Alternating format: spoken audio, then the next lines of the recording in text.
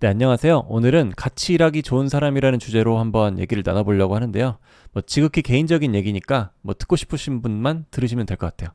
먼저 같이 일하기 좋은 사람이라는 걸 생각을 했을 때 첫 번째로 생각나는 거는 업무적인 스킬입니다. 저는 이제 10년 정도 개발을 한 개발자인데요. 이제 개발을 잘하는 사람이 먼저 생각이 납니다. 그리고 두 번째는 태도인데요. 업무에 대한 전반적인 태도, 업무에 대한 적극성, 그리고 사고, 이게 생각이 나고, 두 번째는 인사가 생각납니다. 그 사람한테 이제 안녕하세요 하고 인사하는 거 있잖아요. 그런 인사, 업무하거나 평상시의 표정, 이 정도가 생각이 납니다. 그리고 세 번째는 센스인데요. 센스는 어떤 거를 시켰을 때 뭐뭐 해가지고 뭐뭐 처리해놨습니다. 예를 들면은 어떤 문제가 있어가지고 제가 선제적으로 뭘 처리를 해놨습니다. 이렇게 얘기하는 것들을 얘기를 하고요.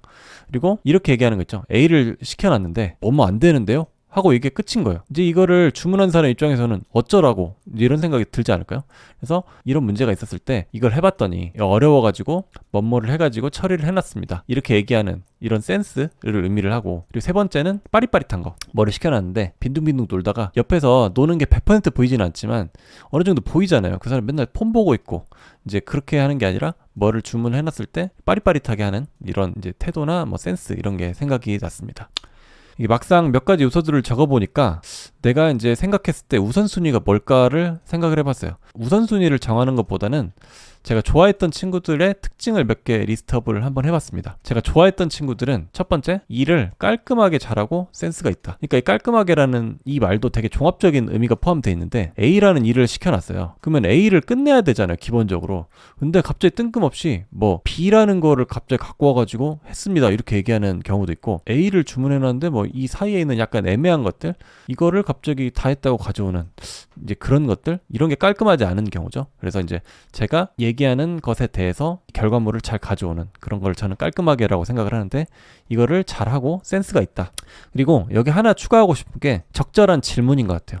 이게 이제 A를 시켜놨어요. 근데 이제 난이도가, 이제 저는 시니어가 좀 되다 보니까 뭐가 어렵고 뭐가 쉽고, 이제 이게 사실은 좀 불분명할 때가 있어요. 신입 입장에서 되게 어려운 일들이 있잖아요. 시니어 입장에서는 그렇게 어렵지 않은데 진짜 어려운 것도 있지만 애매한 것들이 있단 말이에요. 그것들을 좀 센스 있게 질문을 해주는 거. 그 센스가 되게 중요한 것 같은 게, 그 질문을 하더라도 1부터 10까지 다 질문하면 귀찮잖아요. 솔직히 시간 아깝고. 그거 말고 딱 진짜 헷갈릴 만한 부분만 정리를 해와가지고 질문하는 거, 이런 것도 센스의 요소겠죠.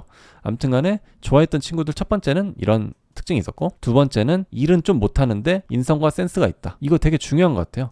그러니까 일이 1순위는 확실히 아닌 것 같아요. 잘하면 당연히 좋은데 인성과 센스가 더 중요한 거 아닌가, 이런 생각이 들었습니다.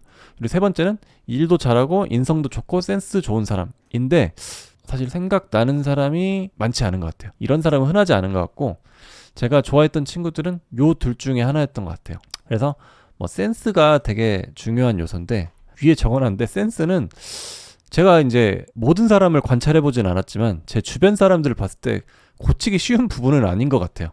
그래서 운명에 좀 맡겨야 되는 영역인 것 같긴 한데, 센스가 상당히 중요하다. 그리고 인성도 중요하다. 이렇게 생각이 됩니다. 이제 반면에 가면 갈수록 제가 싫어하게 되는 친구들의 특징을 한번 또 생각을 해봤어요. 1번, 일을 개 못하고 센스도 없다.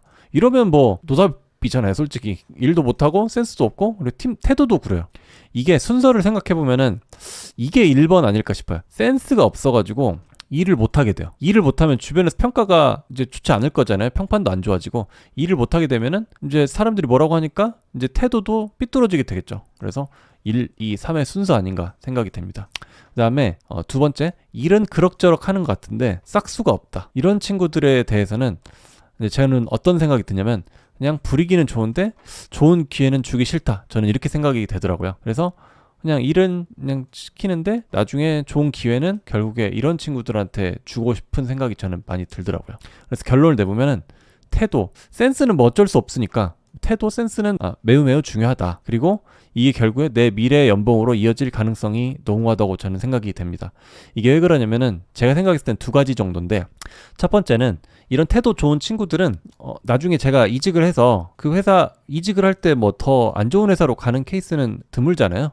그 회사를 갔을 때 이런 친구들을 또 데려오고 싶거든요. 이제 그런 관점에서 이제 높은 연봉으로 이어질 가능성이 농후하고, 그리고 이런 친구들은 주변 사람들도 보통 좋아합니다. 사실은 사람들이 보는 어떤 관점이 거의 비슷한 것 같아요. 이런 친구들을 싫어할 이유가 없잖아요. 그래서 이런 친구들은 좋은 평가를 받을 확률이 매우 높죠. 그래서 평가도 잘 받고 그래서 높은 연봉으로 이어질 가능성이 농후하다고 생각이 됩니다. 뭐 누가 누굴 평가하냐 뭐 그렇게 생각하실 수도 있지만 그냥 제 개인적으로 겪었던 일을 한번 생각해 봤고요. 사회생활을 하시는 뭐 사회초년생 분들께 뭐 도움이 되실는지 모르겠지만 시니어 관점에서는 이런 친구들이 좋게 생각되고 그랬다.